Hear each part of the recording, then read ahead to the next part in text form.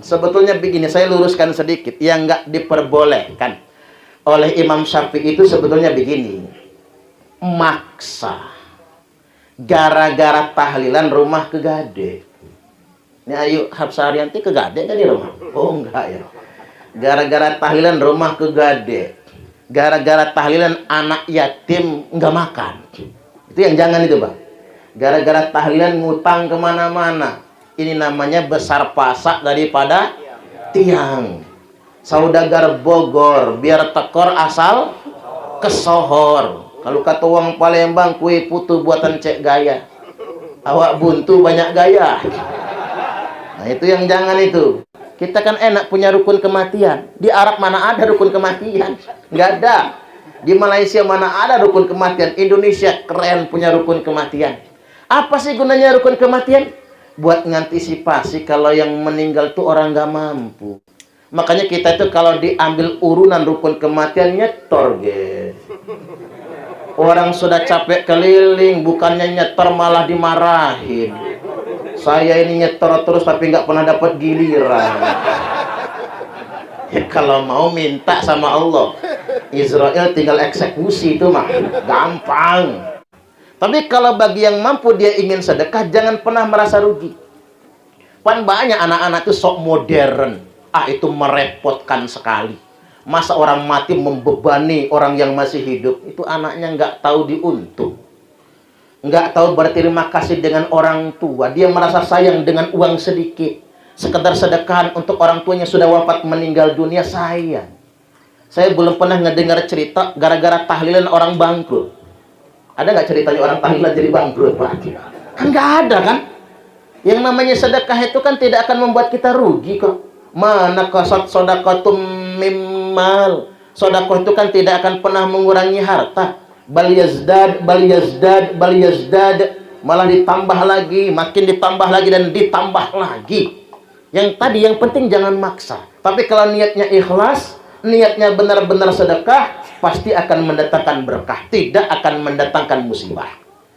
Nah, bagi yang mampu silakan sedekah. Saya ceramah di Padang Cermin. Begitu ceramah di Padang Cermin, bubar ceramah apa? Ada beberapa jamaah balik lagi. Balik ke tempat rumah ahli musibah, mulangin besek. Mengapa beseknya dipulangin? Begitu dibuka di rumah, isi beseknya ayam 1 ekor. Pikir jamaah, ini pasti bagian Pak Yai. Ketuker sama bagian jamaah. Maka mereka merasa sungkan untuk makannya. Dibawa lagi ke rumah ahli musibah. Mohon maaf, mungkin besek saya ketuker. Kata ahli musibah, bukan ketuker, memang semuanya 1 ekor. Semua 1 ekor ayamnya. Nah saya, Pak, dibawain 10 besek. 10 ekor. Waduh, udah kayak hajatan kita. Lo mengapa dia lakukan itu? Karena bos ayam memang. Ya dia punya kandang ayam, Pak. Ya udah, pikir dia nih ayam 1 kandang nih. Nggak usah kita jual, kita mau sedekah. Ayam sekandang dipanen untuk disedekahkan. Apa dia jatuh miskin? Tambah sugih sekarang. Silakan kalau orang ingin bersedekah. Berikut ini ceramah selengkapnya dari awal. Selamat menyimak sampai tuntas. Yang saya hormati Pak Kiai Sabturi, Ustadz Zailani, para kiai, para asatidz yang tidak dapat saya sebutkan satu persatunya, ketua lingkungan, ketua RT, tokoh masyarakat, dan tokoh adat, khususnya keluarga besar Sahibul Musibah. Kami yang datang ke sini turut berduka cita atas wafatnya orang tua kita, Abah Muhammad Uci Sanusi. Di saya ini, Pak, adiknya Ustadz Salman ini. Jadi saya ini sepupuan sama Ustadz Salman. Jadi Ayunda Hapsa Arianti itu jadi ayu ipar saya. Jadi kami semua, kita semua yang hadir di sini turut berduka cita dan ikut berbelasungkawa. Sekaligus mendoakan semoga Abah Muhammad Uci Sanusi diampuni segala dosa-dosanya, dihapuskan segala kesalahannya, dilipat gandakan ganjaran pahala atas semua kebaikannya.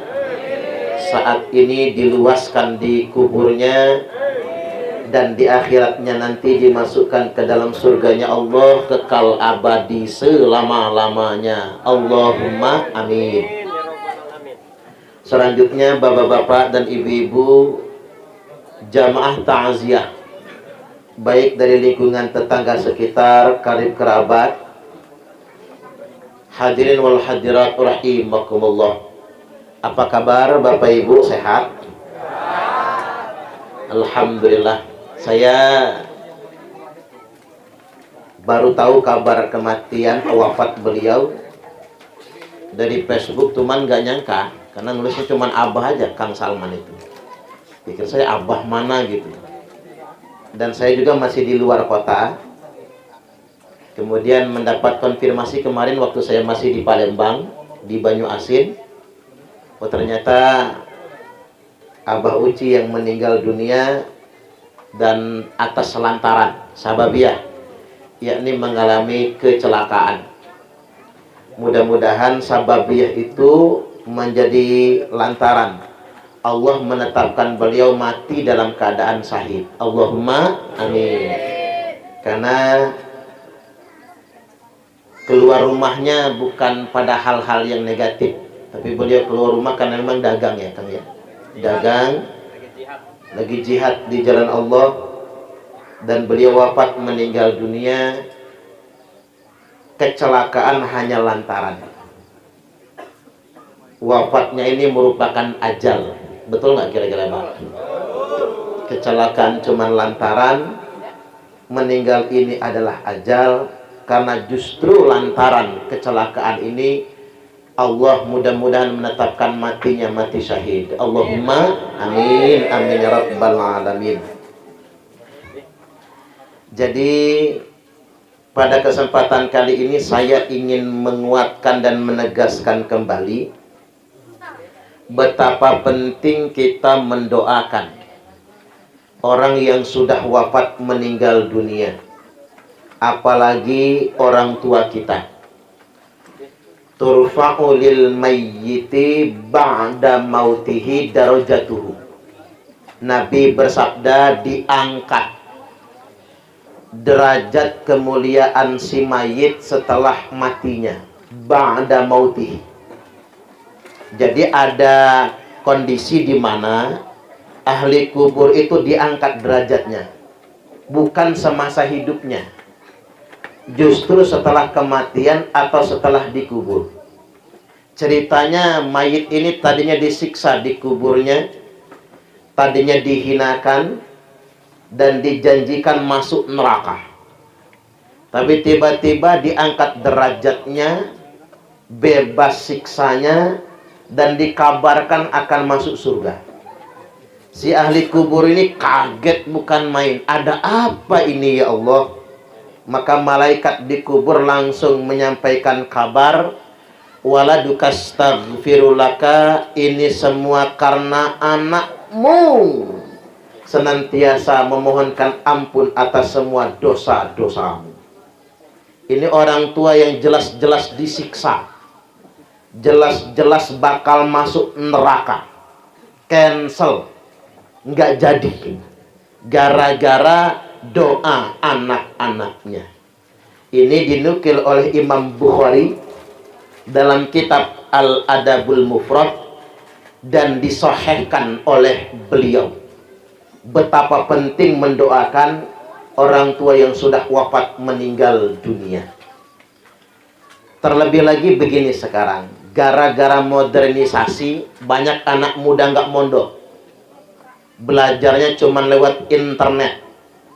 Di medsos ada yang menulis begini, masuk dia, apa ini Pak?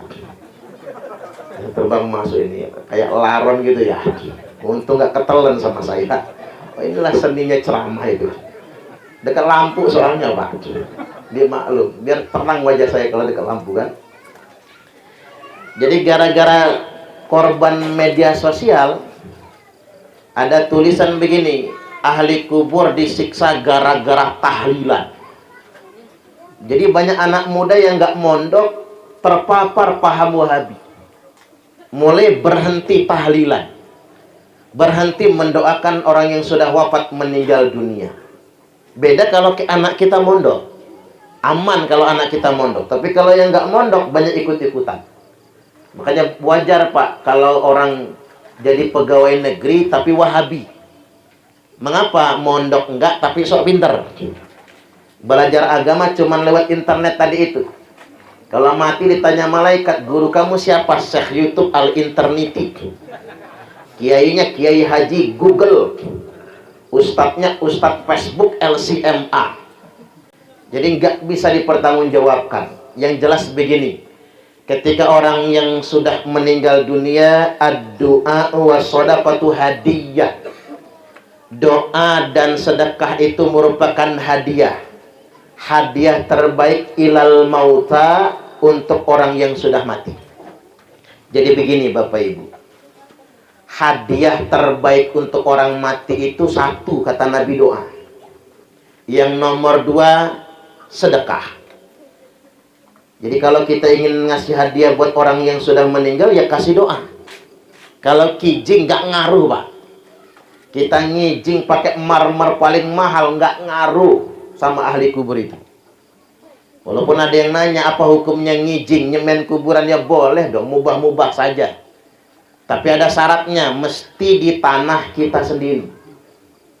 Kita ini payah, tanah kuburan nggak ada, dimakamkan di tempat pemakaman umum, tapi ketiban nguburin keluarga pengen ngijing. Emang kapan dia beli tanah di situ? Maka kalau pengen nyemen kuburan di taman pemakaman umum, karena itu tanah wakaf, harus atas izin nadir tanah wakaf, minimal aparat setempat. Makanya yang sugih-sugih itu beli tanah kuburan dewek. Sugih tanah lebar Pak, ketiban mati dimakamkannya di tanah tempat pemakaman umum, padahal sugih, nggak kebeli tanah kuburan. Silahkan mau ngijing kayak manapun. Ya Nabi itu makamnya di Kijing, Abu Bakar Umar radhiyallahu anhuma makamnya di Kijing. Ya karena di tanah sendiri. Nabi kan dimakamkan di kamar Aisyah, ya di tanahnya dewek. Ngikut Abu Bakar, ngikut Umar di sana. Jadi ngijing itu boleh-boleh saja asal di tanah kita, minta izin kalau di tempat pemakaman umum. Tetapi ngijing itu pada dasarnya nggak ngaruh buat yang wafat meninggal dunia. Termasuk laga-laga orang zaman sekarang itu pakai bunga papan, turut berduka cita. Sejak kapan pakai bunga papan ini ya Pak ya? Ya boleh-boleh aja, nggak apa-apa gitu. Modernisasi, nyenengin buat yang hidup kan begitu. Cuman nggak ngaruh, berdoa di bunga papan nggak ngaruh.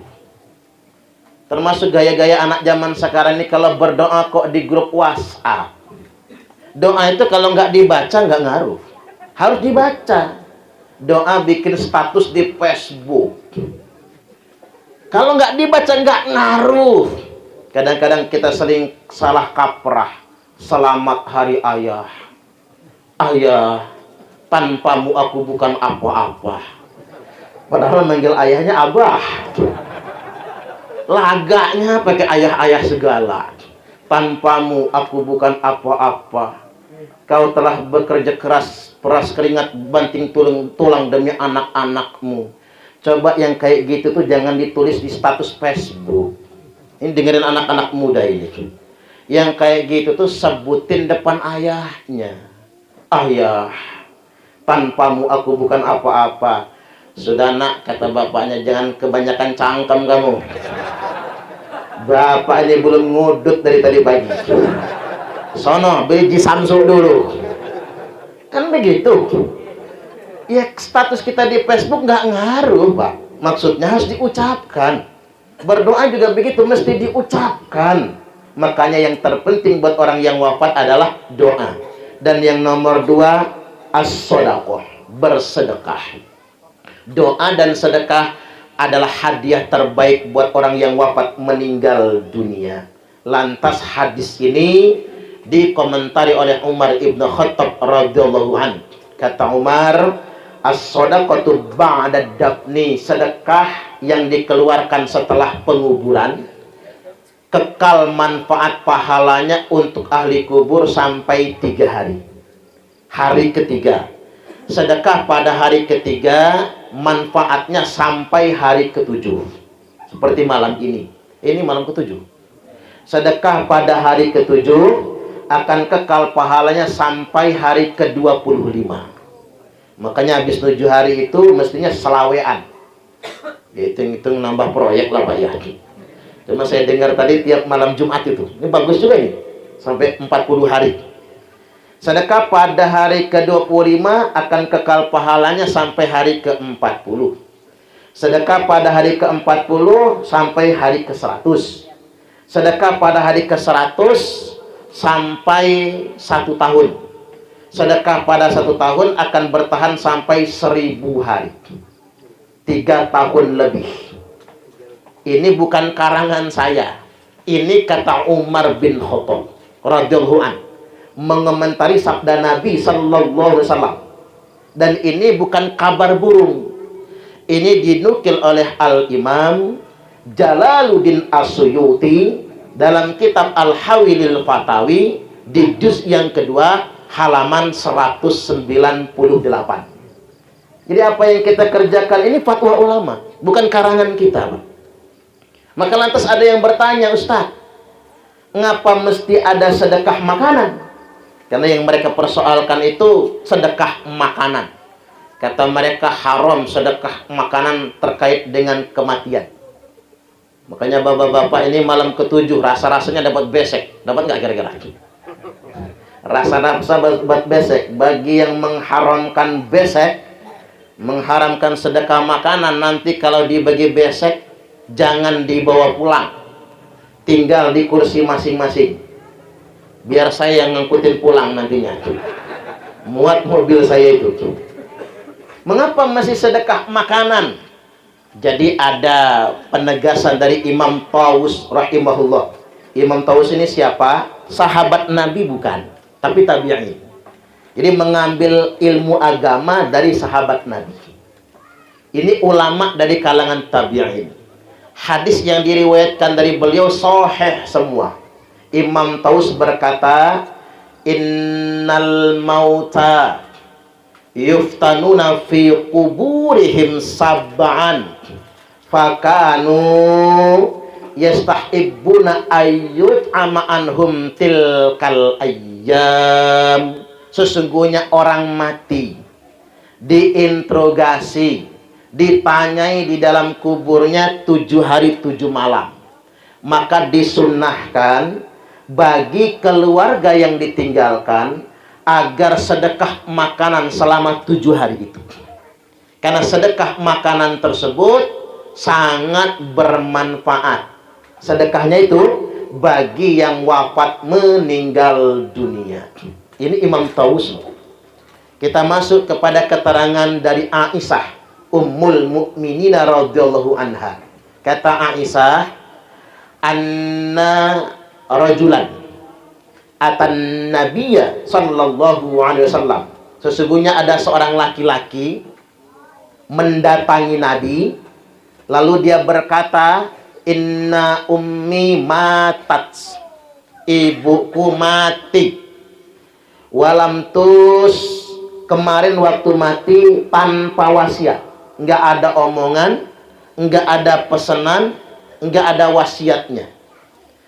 Wa aghunnuha law takallamat tasaddaqat, cuman aku punya angen-angen ya Rasul, punya pikir-pikir, punya rasa-rasa.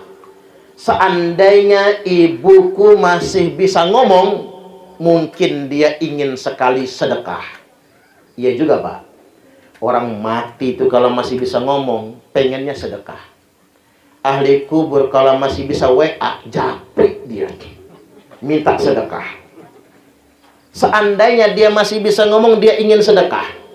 apa yang fa'uha in tasaddaqtu anha.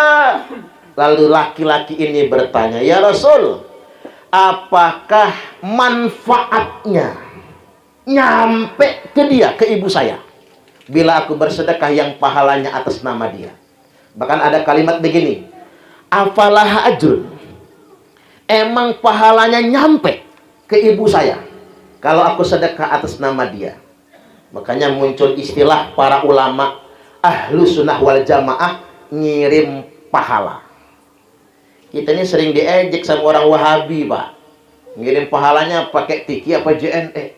Ngejek mereka ya. Itu mah bukan karangan kita, geh. Bukan karangan orang Jaseng. Bukan karangan orang Indonesia, Pak, ngirim pahala itu. Itu kaulnya para ulama itu. Emang pahalanya nyampe, ya Rasul? Kalau aku kirimkan pahalanya atas ibuku yang sudah wafat meninggal dunia. Jawab Nabi, na'am. Tasaddaq anha, ya, sedekahlah atas nama ibumu. Sahih Al-Bukhari, nomor hadis 1388. Sahih Muslim nomor hadis 1004. Sahih muttafaqun alaih. Ini sahih kelas 1 ini, Pak. Nah, laki-laki ini siapa sih? Laki-laki ini namanya Sa'ad. Lalu dia bertanya, ayu shadaqati afdol, apa sedekah yang utama? Saqyul ma, bagikan air minum. Udah dapat air minum belum? Sudah. Udah dapat teh belum? Kalau habis termos masih banyak nih, Pak. Silahkan bagikan air minum. Lebih dari itu apa? Ada kesunahan wa it'amut ta'am, menghidangkan makanan. Makanya dulu Nabi dijamu oleh istri sahabat yang wafat meninggal dunia, ngidang pulang dari pemakaman, nyembelih kambing. Kalau ngidang itu haram, sudah diharamkan oleh Nabi. Kalau nyembelih kambing itu haram, sudah diharamkan oleh Nabi. Makanya kebiasaan orang Menggala, kalau Sidi, Siti, Yai, Nyai meninggal dunia, akas tombay, unggang ume, akik nini meninggal dunia, disembelihkan kerbau. Itu boleh-boleh saja.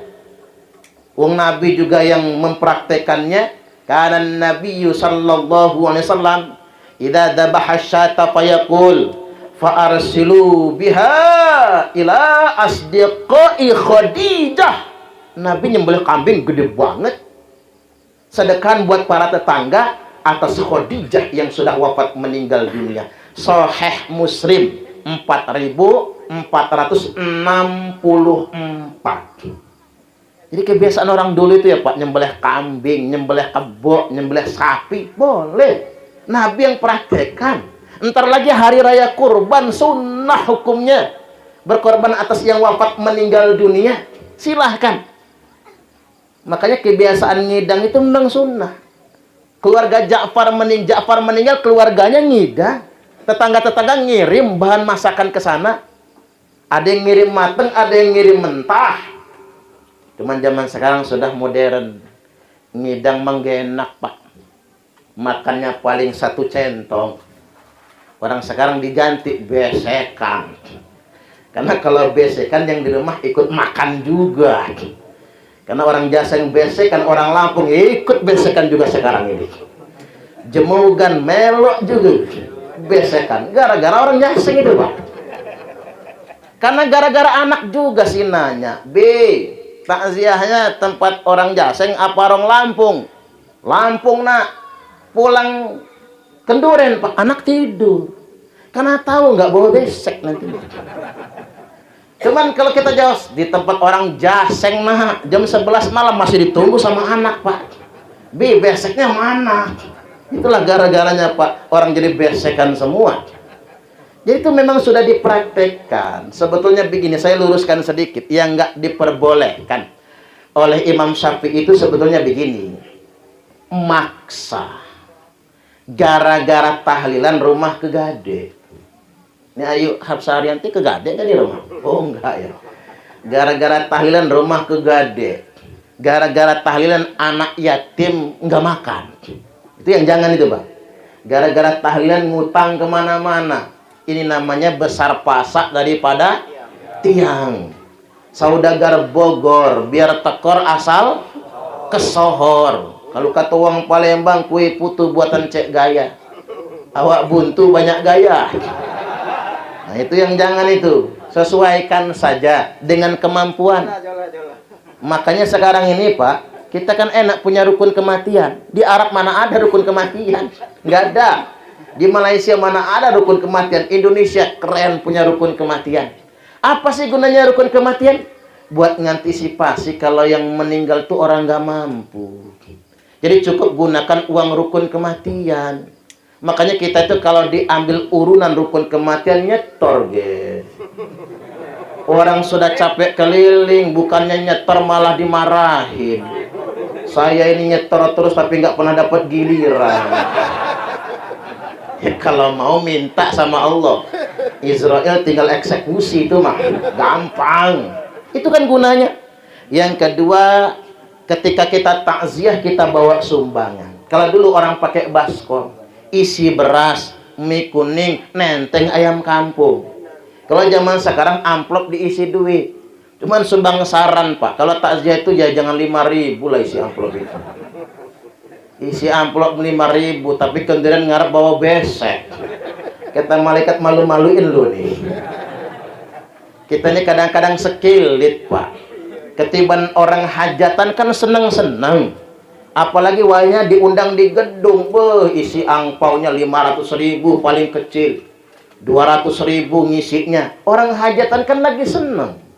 Ketiban orang musibah cuma 5.000. Itu nggak ngepas, itu kebalik. Mestinya dibalik begini aja, Pak.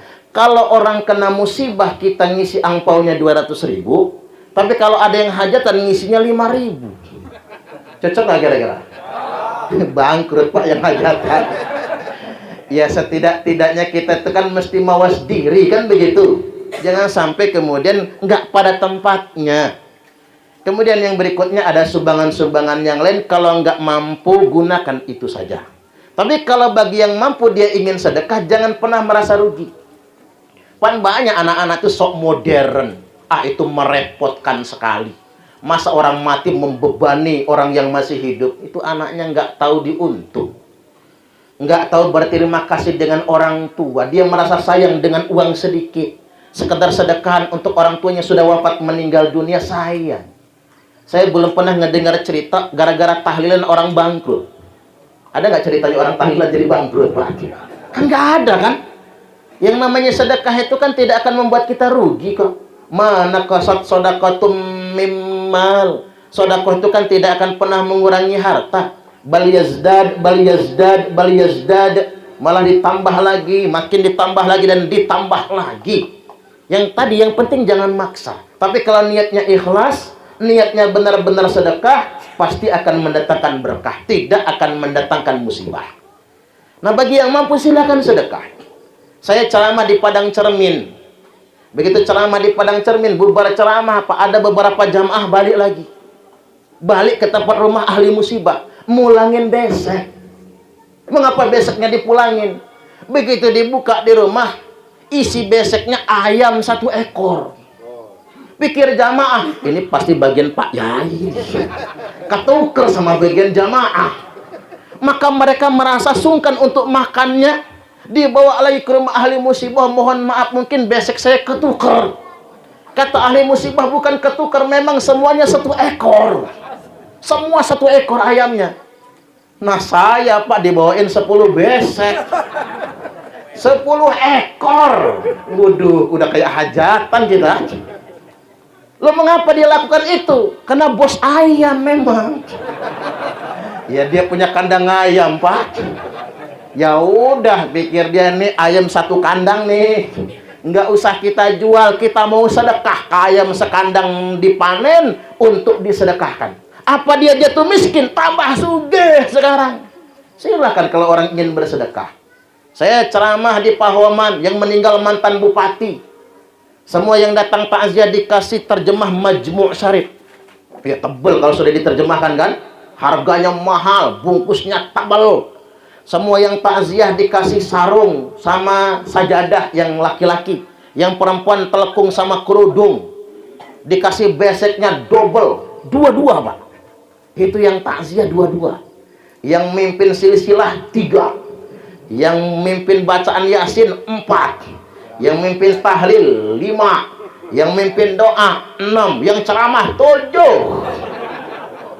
Begitu bubaran pulang kan rame banget itu. Keluarga Sahibul Musibah nunggu di gerbang. Gerbangnya aja 2, Pak, saking gedenya rumah. Semua keluarga ahli musibah nunggu di sana. Semua yang datang diongkosin. Dibagi amplop. Saya langsung ngebatin, kalau yang takziah saja diamplopin, apalagi saya yang ceramah ini. Iya juga kan. Mengapa itu dia lakukan? Dia kaya, dia mampu, yang meninggal mantan bupati. Dan belum pernah ditangkap KPK. Ya kalau sudah ditangkap KPK, bangkrut dia, Pak. Nggak bisa begitu. Jadi ketika orang ada kelonggaran ingin sedekah itu sangat bagus sekali. Apalagi ini mendekati hari raya kurban. Ahlus sunnah wal jamaah sepakat tentang kesunahan berkorban atas yang wafat meninggal dunia. Dalam kitab Sunan At-Tirmidzi pada judul bab Majaa fil udhiyati anil mayyit, keterangan tentang korban atas orang yang meninggal dunia. Dari Imam Ali karamallahu wajhah diriwayatkan annahu yudhi bi kabsyain. Beliau itu korban 2 ekor kambing tiap tahun. Paling sedikit. Lalu beliau berkata, hadza anni, kambing ini atas nama saya. Wa hadza 'anil nabi, yang satunya atas nama Nabi sallallahu alaihi wasallam. Beliau sudah wafat meninggal dunia. Bahkan sudah 20 tahun lebih meninggal dunia. Sudah wafat. Kata orang-orang, ngapain orang meninggal kok dikorbani? Kata Imam Ali, amaroni ya'ni nabiyya sallallahu alaihi wasallam fala ada'uhu abada. Yang nyuruh saya mengerjakan ini adalah Nabi sallallahu alaihi wasallam, dan saya tidak akan meninggalkannya selama-lamanya.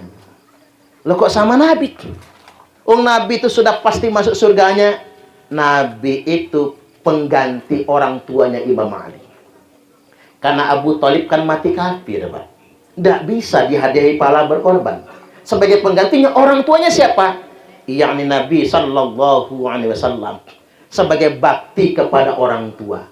Hadis ini hadis sahih dari Imam Tirmidzi, nomor hadis 1514. Bahkan saya menganjurkan kalau korban itu baiknya atas orang yang sudah meninggal, Bapak Ibu. Karena ngapa? Walaupun kita korban atas nama mayit, ahli kubur, tapi bagi kita sudah gugur sunnah muakkad. Sudah terselamatkan dari kemakruhan. Walaupun bukan atas nama kita, karena kita yang korban, namun atas nama yang wafat meninggal dunia. Baik, saya ingin tegaskan begini. Walaupun memang sedekah itu tidak mesti dalam bentuk makanan.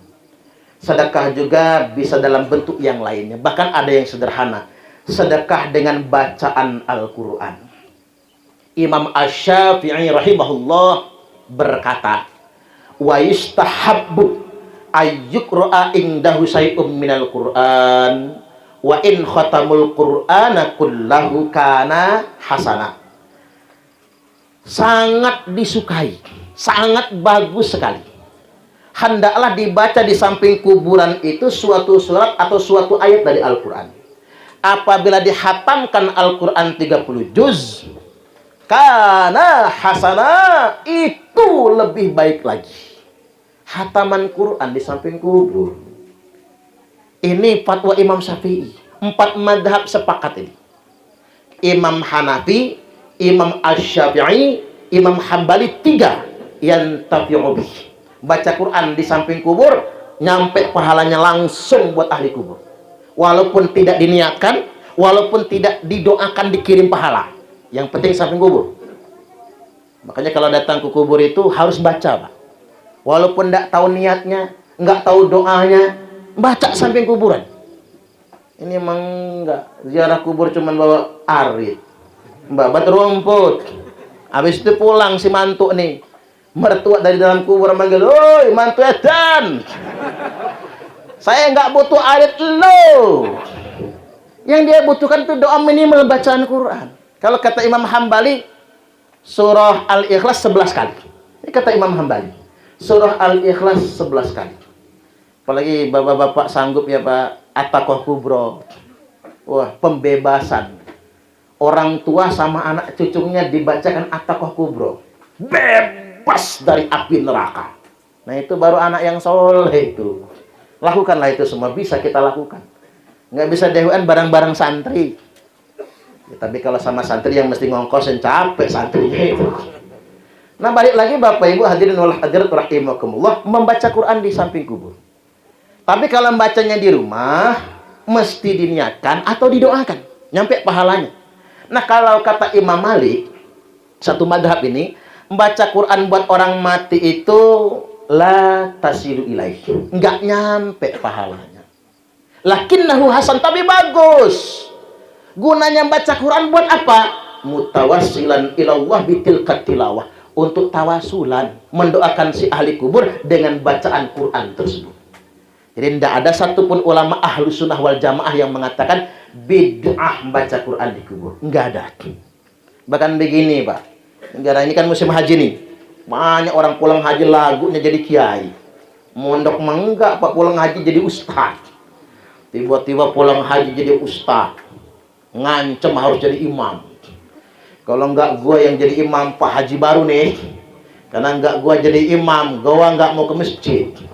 Emang dia mondok ke haji itu kan enggak mondok. Kan ibadah. Orang zaman dulu mah mondok belajar di Mekah. Orang zaman sekarang cuma ibadah. Jadi jangan sampai ya Pak pulang-pulang haji lagunya udah kayak jadi kiai. Udah kayak jadi syekh. Kalau enggak di depan enggak mau. Tapi ada juga orang pulang haji nggak pernah nongol ke masjid. Ngapa nggak nongol ke masjid? Takut jadi imam di masjid Pak. Ya salahnya dengan juga sih Pak. Masa semua orang pulang haji dipaksa jadi imam? Ya kalau dia nggak bisa ngaji jangan dipaksa ge. Hancur juga sholatnya nanti kan. Ya salah kita juga, akhirnya dia takut kan ke masjid. Karena takut dijadiin imam soalnya. Ini ada laga-lagaan orang pulang haji Pak. Gara-gara ziarah ke Baqi' samping Masjid Nabawi atau ziarah ke Jannatul Ma'la di Mekah, kan ada papan pengumuman gede banget. Bahasa Arab, Inggris, Indonesia. Di poin nomor 4 ada tulisan haram, dilarang membaca Al-Quran dalam kurung Al-Fatihah dan yang lainnya di pemakaman. Wih, gara-gara papan pengumuman ini banyak betul orang pulang haji mengatakan haram baca Quran di kubur, bid'ah baca Quran di kubur. Payah juga lah orang Arab ini. Padahal sebetulnya tidak ada satupun fatwa yang mengharamkannya. Kalau ahlu sunnah wal jamaah. Nggak tahu kalau wahabi kan. Tidak ada satupun dalil yang mengharamkan baca Quran di kubur. Bahkan kalau kita membaca kitab Sunan At-Tirmidzi, itu ada sahabat yang bikin tenda. Biar nggak kehujanan, kalau panas nggak kepanasan. Dia baca Quran, tapi belum sadar kalau itu pemakaman. Ketika dia sadar, dia baca surah Al-Mulk, kemudian datang kepada Nabi. Ya Rasulullah, kira-kira ini kalau bahasa kitanya, saya sudah salah karena baca Quran di kuburan. Kira-kira apa penebus dosa bagi saya karena saya sudah membaca Quran di kubur? Kata Nabi, pulang kamu ke kuburan tadi itu. Lanjutkan bacaan Quranmu. Mengapa? Karena bacaan Al-Quran mendatangkan keselamatan bagi semua ahli kubur yang ada di sana. Jadi kalau bapak-bapak ziarah kubur membaca Quran, semua ahli kubur mengucap terima kasih. Cuman nggak kedengaran suaranya. Kalau kedengaran nggak jadi baca Qurannya Pak, mending kabur kita. Sorry siapa mau kasih yo. Rame lagi misalnya. Mengucap terima kasih. Dia mendengar bacaan Quran kita. Wong kita salam saja dia mendengar salam kita. Cuman nggak bisa jawab. Kalau bisa jawab kan repot kita. Assalamualaikum ya ahlad diyar. Waalaikumsalam Suparman. Waduh gak enak itu. Dia nggak jawab gitu. Dia walaupun ngejawab nggak kedengaran sama kita, tapi dia mendengar doa kita, mendengar bacaan Al-Quran kita. Nah, kalaupun kita tidak membaca Al-Quran di samping kuburan, kita membaca Al-Quran di rumah. Seperti yang kita lakukan pada kesempatan malam ini. Saya kembali ke nas tadi itu. Hadis yang saya bacakan tadi tercantum dalam kitab Sunan At-Tirmidzi, halaman 289, tentang kesunahan membaca Quran di kubur. Jadi tidak ada satupun dalil yang melarang baca Quran di kubur, tapi ada nas yang menganjurkan membaca Al-Quran di kubur. Kalau tidak di kubur, kita balik ke rumah. Kalau nggak mau Al-Quran 30 juz, Yasin jadilah. Saya sering ditanya, ngapa sih mesti Yasin yang dibacakan buat orang mati? Nah, ini cara jawabnya. Membaca Yasin untuk ahli kubur itu bukan perintah kiai, bukan perintah ustaz, bukan perintah guru ngaji, Pak. Baca Yasin buat orang mati itu perintah Nabiullah Muhammad Sallallahu Alaihi Wasallam. Nabi loh yang nyuruh itu. Jadi kalau orang membid'ahkannya, dia bid'ahkan nabinya sendiri. Kalau orang mengharamkannya, dia haramkan nabinya sendiri. Karena Nabi yang bersabda, Iqra'u Yasin ala mautakum. Bacakan Yasin atas yang mati di antara kalian. Ibnu Majah 1448, Abu Daud 3121, Musnad Imam Ahmad 19427, dan disahihkan oleh Al-Hafiz Ibnu Hibban dalam kitab Sahih Ibnu Hibban. Belagaknya ini orang Wahabi itu begini, Pak. Yang mendoibkan hadis ini kan Al-Albani, kan? Emang Al-Albani itu siapa sih? Mujtahid bukan, ulama hadis bukan, baru meninggal tahun 1999. Setahun habis reformasi. Ya berarti sejaman dong sama kita. Boro-boro sama Imam Syafi'i, Pak, udah jelas nggak level nih orang.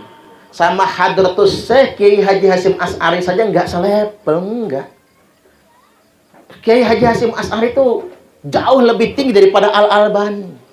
Beliau hafal 6 kitab Indo. Sahih Bukhari, Sahih Muslim, Sunan At-Tirmidzi, Sunan An-Nasa'i, Sunan Abi Daud, dan Sunan Ibnu Majah. 2 kitab sahih, kemudian 4 kitab sunan. Bapak-bapak hafal nggak? Kita mah hafalnya Sunan kali Jogo. Kali Jogo apa kali Jodoh ya, Pak ya? Ini 6 kitab induk. Makanya kita nyebutnya Hadratus Syekh beliau ini. Jadi Al-Albani kok didengar? Itu ulama zaman sekarang. Mujtahid dia bukan, ulama hadis dia bukan. Kok bisa-bisanya dia mendoib-doibkan hadis? Baik, kemudian yang berikutnya, walaupun saya mau bijaksana dulu lah. Kita ini begini. Yang demen baca Yasin buat orang mati, udah jelas ada dalil dan ada fatwa. Amalkan, Pak. Kalau kata Al-Imam Asy-Syaukani dalam kitab Nailul Autar dikatakan, baca Yasin buat orang mati itu bukan indal muhtador, bukan orang yang sedang mau mati, bukan. Tapi membaca Yasin buat orang mati itu jasad yang sudah ditinggalkan ruhnya atau jasad yang sudah di dalam kubur. Ini kata Al-Imam Asy-Syaukani loh. Ini bukan saja orang yang kita baca ketika dia sedang sakit, tapi ketika yang sudah wafat meninggal dunia dan dikubur, itu dibacakan surah Yasin. Untuk yang wafat meninggal dunia, kita yakin, amalkan. Tapi bagi yang nggak yakin, ya nggak usah dibaca, juga nggak nyampe nantinya. Cuman jangan saling menyalahkan lah kita ini. Kita kan nggak enak, Pak, dibid'ah-bid'ahkan orang. Apalagi pakai hadis yang kunci Inggris itu, kullu bid'atin dolalah.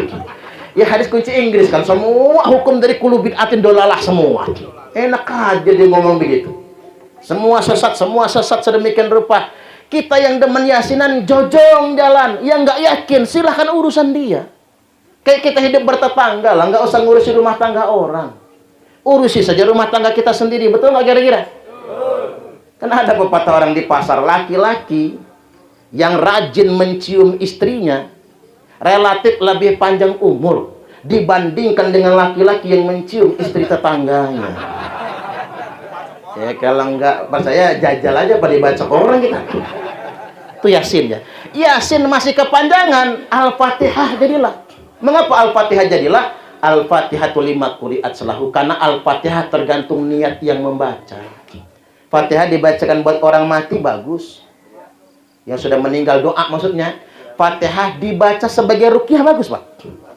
Orang ulama zaman dahulu mah cuma Fatihah. Anak suka nangis bacain Fatihah sembuh. Orang sakit perut dibacakan Fatihah sembuh. Zaman sekarang nggak sembuh, Pak. Orang kesurupan dibacain Fatihah nggak mempan. Dibacakan ayatul kursi, jinnya malah hafal, baca juga ya. Kita bacakan surah Al-Jin, jinnya malah nantang. Apa kata jinnya? Gua nggak takut sama ustadz, gua takut sama tukang permak lepis. Karena ada tulisannya permak jin segala jenis. Iya juga ya. Guyon Pak, nggak beneran tuh Kak. Jadi Fatihah dibacakan buat orang sakit bagus, doa. Fatihah dibacakan buat yang sedang safar. Kan kita ngirim Fatihah buat yang sedang safar haji atau umroh, bagus. Fatihah dibacakan buat anak kita biar betah mondok, bagus. Fatihah dibacakan buat anak kita yang merantau, entah kerja, entah kuliah, takut dia pacaran, takut dia narkoba. Ya percuma Bapak Ibu telepon tiap jam. Anak sekarang pinter ngeles. Lagi di mana nak? Lagi di kosan mah. Coba video call. Ini pakan di kosan mah iya. Bener di kosan, tapi di kosan ceweknya. Kan masalah Pak. Anak sekarang lebih canggih ngebohongin emak bapaknya. Maka daripada ditelepon tiap jam, Pak, kirimin Fatihah. Ya Allah, dengan Fatihah ini anak saya biar nggak narkoba, anak saya biar nggak cowokan, nggak cewekan. Selamat dia, kita bacain Fatihah. Al-Fatihah dibacakan buat orang untuk usaha, bagus. Al-Fatihah dibacakan buat laki-laki hidung belang mata keranjang, bagus. Makanya ibu-ibu di belakang itu kalau punya laki hidung belang, rajin-rajin bacakan Fatihah. Hilang belang di hidungnya, nggak akan keranjangan lagi matanya. Termasuk Fatihah Pak dibacakan buat bini yang cangkemnya cerewet kelewat, bagus. Makanya bapak-bapak ini kalau punya bini cerewet, ngomel aja, deketin jidatnya itu Al-Fatihah, langsung mingkem mulutnya Pak. Kalau nggak mulutnya yang mingkem, kita digebuk pakai sapu sama dia. Kan kalau kita baca tafsir Ibnu Katsir tentang fadilah surah Al-Fatihah, ada hadis begini, afdhalu dzikri la ilaha illallah wa afdhalu du'a ilhamdulillah ayil Fatihah. Sebaik-baik, seutama-utamanya zikir adalah la ilaha illallah, dan seutama-utamanya doa adalah alhamdulillah. Alhamdulillah di sini adalah nama surah Al-Fatihah, yakni surah Al-Fatihah. Zikir yang paling utama la ilaha illallah, dan doa paling utama adalah Al-Fatihah. Maka bacakan Fatihah jadilah. Kalau Fatihah juga masih kepanjangan, mampus saja sekali. Dasar nggak niat doain orang tua. Dikit lagi nih Pak. Di balik peristiwa wafatnya Abah Muhammad Uci Sanusi, beliau memang sudah umur ya Pak. Sekali lagi, wafatnya kecelakaannya hanya lantaran. Tak boleh kita ngomong coba jangan ke sana, jangan ya Pak. Sama kayak anaknya Pak Ridwan Kamil kan, kok meninggalnya harus di luar negeri. Apa kata orang? Coba jangan berenang di sungai. Kok bisa cangkemnya ngomong begitu ya Pak? Nggak boleh ngomong begitu. Ajal mah ajal, tak seorang pun tahu. Madza taksibu goda, apa yang akan dia usahakan esok hari. Oke, malam ini silahkan berikhtiar, berencana. Besok mau ngapain? Tapi tak seorang pun tahu esok pastinya apa. Dan tidak seorang pun tahu di bumi mana, di tanah mana dia akan dimatikan oleh Allah. Makanya Nabi minta kepada Ummu Salamah, simpan tanah ini. Simpan tanah ini. Kalau tanah ini sudah berubah menjadi darah, maka cucuku Sayyidina Husain wafat meninggal dunia. Nabi sudah dikasih tahu Husain akan wafat di tanah Karbala. Itu takdir dari Allah itu Pak. Sampai tanah disimpan. Begitu tanah berubah menjadi darah, Ummu Salamah nangis sejadi-jadinya. Takdir sudah ditentukan oleh Allah. Ini pelajaran buat kita. Ternyata bumi di mana kita akan mati itu sudah ditakdirkan oleh Allah.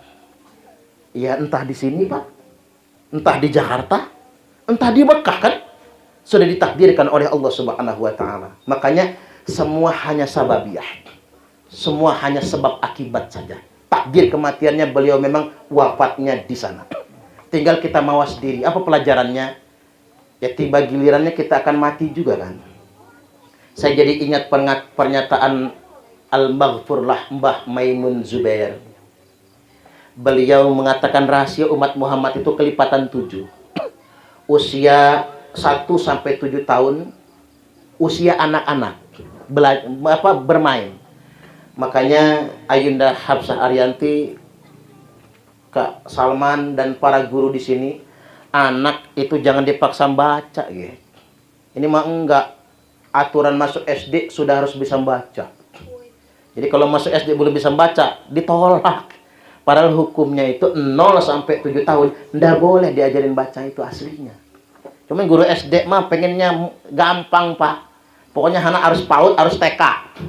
Nggak bisa baca, ditolak. Padahal kalau di Eropa, di Amerika, anak 7 tahun dipaksa baca itu melanggar hak anak itu. Ini 0 sampai 7 tahun usia anak-anak. 7 sampai 14 usia ngapal.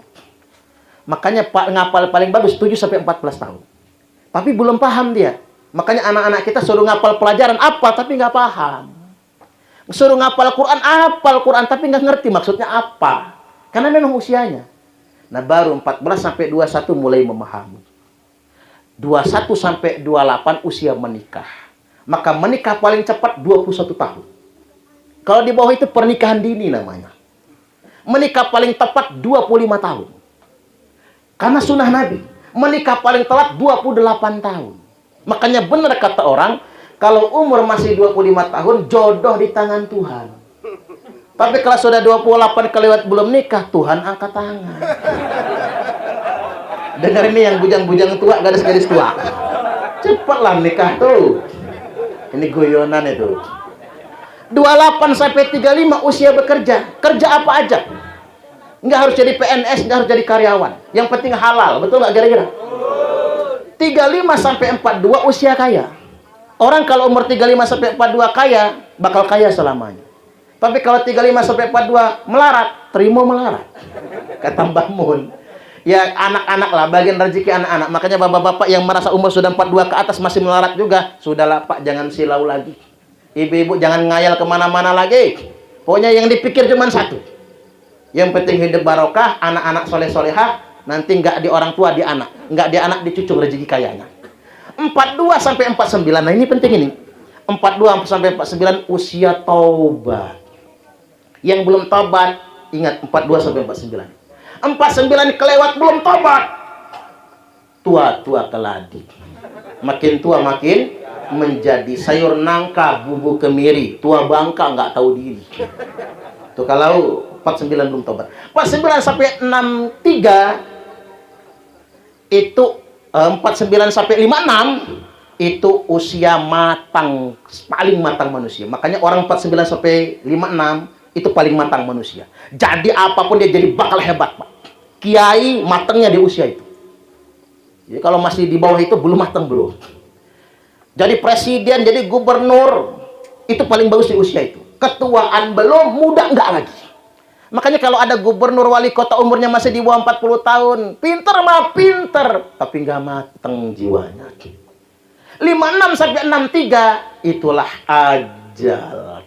Maka usia kematian paling banyak 56 sampai 63. Mungkin 90% orang mati di usia itu.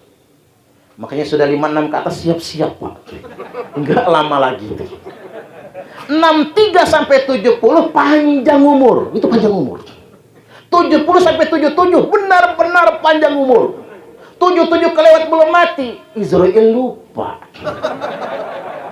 Pantas gak mati-mati ya, Pak. Udah diyasinin, begitu ditelepon Israel, kata Israel lupa gua, kata dia. Guyonannya kayak gitu. Artinya memang inilah hidup kita. Kita manfaatkan untuk berbuat yang sebaik-baiknya. Tapi ingat, bagi yang belum bertobat, ada baiknya kita segera kembali kepada Allah Subhanahu wa Ta'ala. Terakhir, saya closing dengan sabda Nabi, Innallaha yaqbalu taubatal abdi ma lam yughargir. Sesungguhnya Allah senantiasa menerima taubat hambanya selama nyawanya belum mendesak-desak di tenggorokan. Artinya, walaupun nyawa sudah jalan sampai lutut ya Pak, taubat masih diterima. Nyawa udah sampai udel pusar kita Pak, masih diterima taubat. Saking baiknya Allah, tak ada kata kehilangan kesempatan. Maka kita manfaatkan selagi kita masih sehat untuk bertobat kepada Allah Ta'ala. Baik, itu saja dari saya, kurang lebihnya mohon maaf, dan kepada Allah Ta'ala mohon ampun. Mudah-mudahan sekali lagi, ibu masih hidup, masih. Kemudian siapa ngantau ibu? Mama. Mudah-mudahan Mama Sulasmi diberikan kesabaran, diberikan kekuatan kepada anak-anak, mantu dan cucu-cucu beliau juga. Mudah-mudahan diberikan kesabaran dan kekuatan. Neneknya senantiasa dihibur, dikuatkan, karena perpisahan di dunia hanya untuk sementara. Wallahul muwaffiq ila aqwamit thoriq. Wassalamualaikum warahmatullahi wabarakatuh.